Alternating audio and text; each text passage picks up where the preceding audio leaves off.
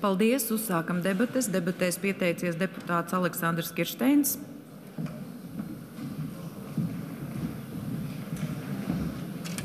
Cienījamā priekšsēdētāji, godājamie deputāti, neapšaubot Mita kunga augsto profesionalitāti, un par to mēs arī pārliecinājāmies tiekoties ar viņu Saeimas frakcijām, tomēr Saeimai būtu jāskatās līdzsvars starp liberāli vai kreisi liberāliem tiesnešiem un konservatīviem tiesnešiem.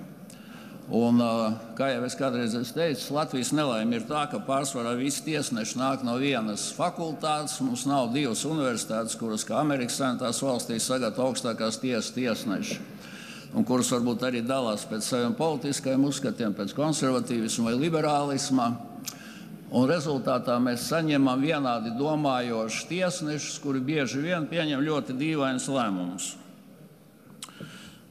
Ir tāds jēdziens, ko sauc par tiesu aktīvismu, un vienā teikumā tas ir aktīvisms, ka tiesneši skrien priekšā likumdevējiem. Ja viņi uzskata, ka viņu izcilā izglītība un gudrība ļauj pieņemt lēmumus arī tajos gadījumos, ja nav nekādu likumu. Pirmais šo jēdzienu tiesu aktīvisms formulēja Artūrs Šlesingers 1947. gada Amerikas Savienotās valstīs, un tas nebija juridisks, tas bija tāds, tā kā tiesu analīzes lēmums, bet pamazām viņš iegāja ASV tiesu praksē, pēc tam to pārņēma Lielbritānijā, kur nav konstitūcijas, bet ir precedenta tiesības. Tas nozīmē tiesu aktīvisms, ja kāds Kolēģi, vienu mirklīti, pieņem lēmumu, kas neatbilst, ja varbūt kam nav nekādu likumu, un tas nav pārkāps, vai viņš nav ļoti bīstams valstī, tad nākošie tiesneši balstās uz šo tiesu precedentu kā tādu. No ASV tas pārceļoja, tad es teicu, uz Lielbritāniju, un pēc tam pamazām arī uz Eiropas Savienības valstīm, kur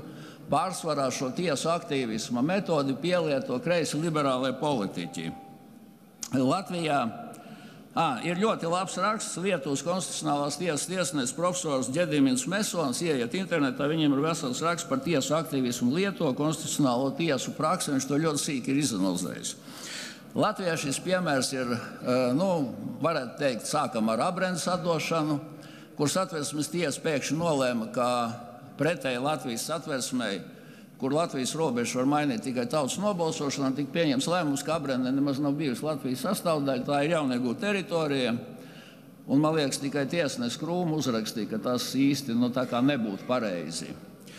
Otrs piemērs varbūt bija arī tipisks Satversmes tiesas tiesnesis Osipovs teiktais, ka tēva pabalstu var piešķirt mātei, un tur nav, jeb sievietei, tur nav nekāda problēma, lai gan Eiropas Savienības ieteikumā, ko viņi nosūtīja nacionālajiem parlamentiem, tur ir teikts, ka tā saucamie tēva pabalsti bija domāti, lai atslogotu šos bērnu kopšanas principus. Un es domāju, viskliedzošākais gadījums Latvijā ir vairāk kā 55 administratīvās tiesas tiesnešu spriedumi par, teiksim, divu svešu vīriešu vai divu svešu sieviešu atzīšanu par ģimeni.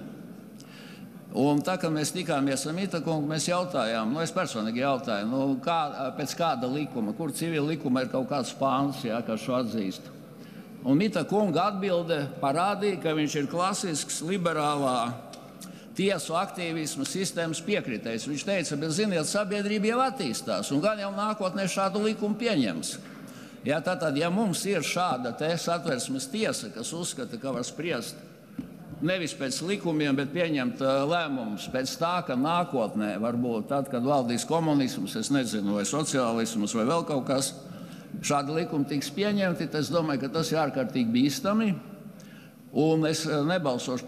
Protams, es jau varu apsveikt Mita kungu, ka viņš tiks ievēlēts, jo te ir vairākums. Jaunā vienotība ar saviem satelītiem nobalsos, bet jautājums ir pavisam cits.